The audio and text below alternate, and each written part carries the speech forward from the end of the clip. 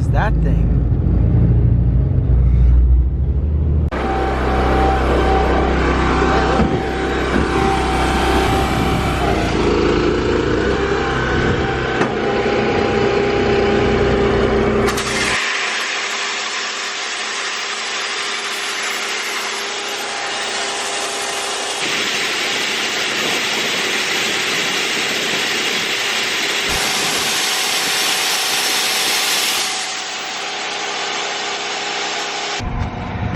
Alright guys, so today we are up at our north farm, or what we call the north farm, planting soybeans. So I just got loaded up with some Golden Harvest soybeans. Now I'm going to jump in the tractor. I'm going to see if I can maybe plant today. I don't know. Alright guys, so I just got a warning on my 2600 display in there that row number 3 is not planting. So I'm gonna come out here and try to figure it out. Now, what I'm assuming is happening is there is a blockage in that hose that runs right along there, and it's not getting seed into this mini hopper, this yellow box here.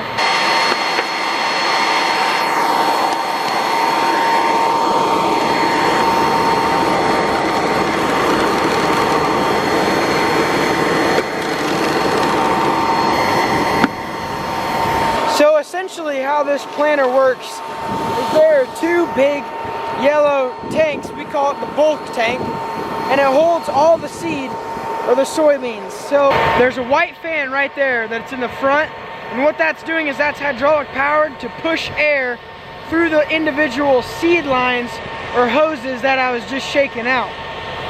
The seed actually falls down into those hoses, gets caught by the air, and gets blown to those mini yellow boxes. From the yellow boxes, they fall down into a seed plate, and that seed plate is being rotated by a chain. But how the seed is actually delivered to the ground is that seed plate has another vacuum line that is sucking the seed up against the plate. So as that disc is turning, the seed is getting sucked up against it and getting picked up and goes all the way up to the top, and then drops down the seed tube into the trench. So it's kind of hard to explain. Hopefully I did a good job explaining it, but that is how these big bulk fill planters work. Alright, so firing up my planter here, I gotta back up. See, I kind of went already right there, but I have to back up because I have to give time for those meters, or otherwise known as the seed discs I was just talking about, give them time to fill up with seed and get one rotation in. So that way I know right when I go into the ground that I haven't planted, instantly seed will be dropped. So now that we're backed up far enough, I'm going to push down on hydraulic lever 1. It's this little green one here. And then my planter is going to drop. And then it's going to kick on that big white fan that I was just talking to you guys about. I'm going to throttle up. You'll hear a couple dings. And from there, row 3 is now back to being black and back to being leveled out. So that means we are now planting the right amount in the right places. Those yellow ones right there, that's just because I crossed over into ground that was already planted, and the sections actually shut off so then we don't waste seed. So that's another important thing I'll talk about to you guys in a little bit. So I want to explain to you guys what I mean by automatic row shutoffs and how they help us. So automatic row shutoffs are exactly what they sound like. They automatically shut the row off. But when they do it is when you're coming into ground that you've already planted, kind of like in my previous video. So right now I am about to come into ground I've already planted. So the gray is stuff I haven't planted, blue is stuff I have. So right when I come in, my green bar here starts shutting off rows all the way off. So what that is doing is actually killing the planter in that certain area there. So that is extremely important, because if we didn't have automatic row shutoffs, we would actually be losing a lot of money coming into point rows like I did like right there.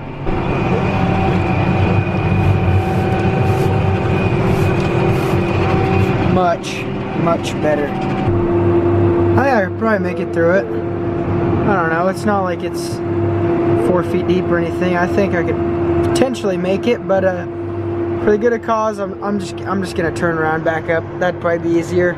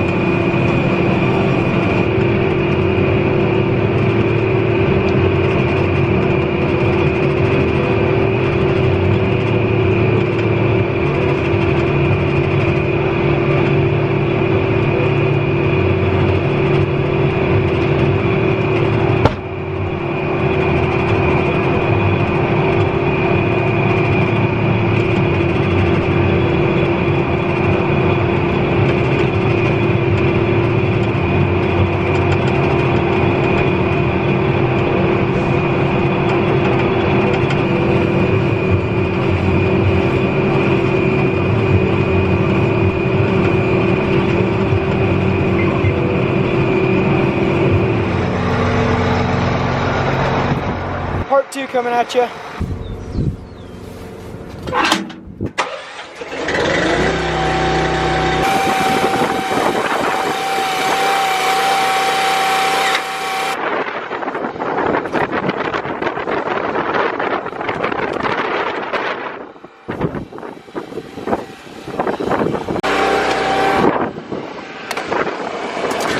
Oh no!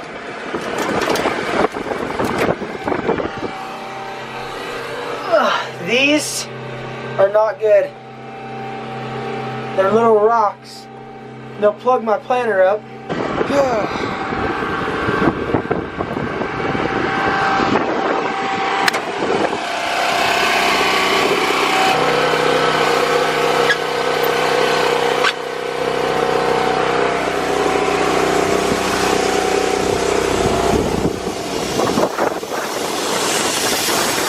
Alright guys, so here's what we've been working on recently.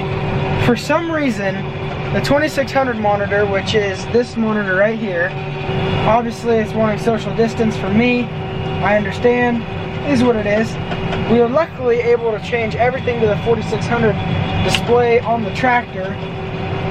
So that's good, because without this 2600 down there, you're not able to run this planter behind me. So this planter is running all the functions from shutoffs to making sure it's in the ground, things like that. So it's really important that it runs, and we finally did get it running on the 4600. It has nothing to do with the planter, it just happens to be the monitor. Don't hit it, don't hit it, don't hit it, don't hit it please. Oh, nice, I'm so good at that.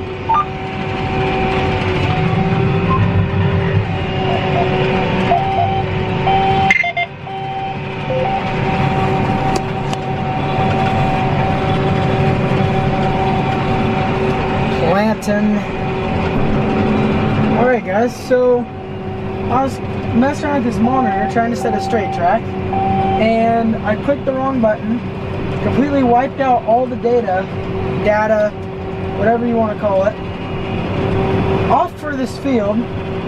So now I'm having to do the old style with this clutch system, and I can't seem to get it to work right because my clutch is not working because there's no mapping in it.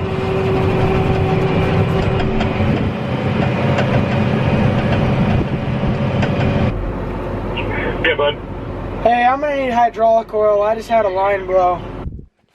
Well, that's an issue. Looks like we have tore off this line here, which is a hydraulic line that feeds this fan, which makes the airplane-like noise.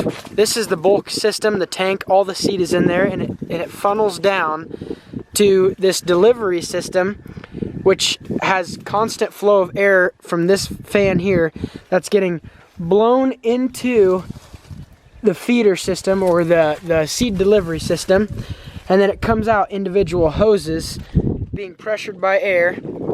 Air is blown in these hoses that carry the seed all the way down through here into the individual row units. From there, these hoses blow out seed into these mini hoppers right here. As you can see, there's seed there, and then from there, the seed piles up in the bottom of this seed plate here. This is the seed plate. So those fans are constantly sucking air out of this hose, and it is pressurizing the seed in this seed tube, or in this seed plate area. So the seeds are getting stuck against the grooves on the seed plate because they're getting sucked this way by this returning air that's coming from that fan that just blew up on me. So then when I take off, this seed plate will spin like this at whatever speed it needs to, and that is ran by this clutch system here, which runs right along underneath these airbags here. But anyways, that spins the seed, and the seed comes up to the top and then forward and then drops down into a seed tube and goes all the way down to the ground.